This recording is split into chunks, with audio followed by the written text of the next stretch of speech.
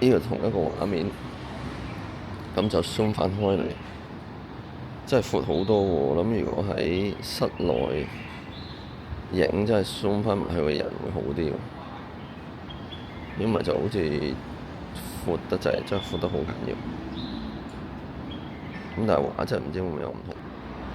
畫質會唔會好啲？即係窄翻啲咯，40幾 mm，咁樣就成班觀光巴士返嚟。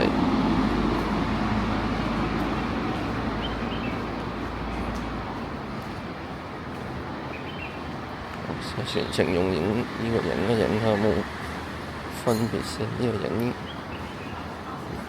人嘅影，不過好窄得滯，即係睇唔到成個景，純粹係我個眼影到乜就影到乜。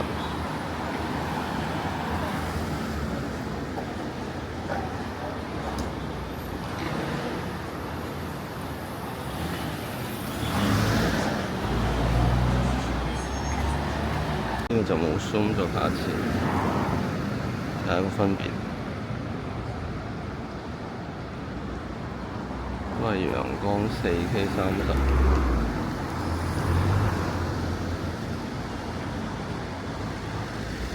停喺度啦。呢個就 zoom 咗嘅。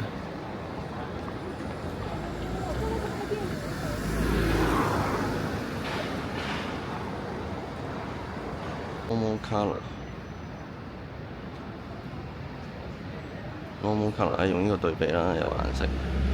呢個就 normal colour 4K 30 Y 鏡。呢個就 normal colour 4K 30 zoom 咗，佢就話45mm，咁啊應該好睇到個畫質個分別。咁啊呢個調轉靜止啦。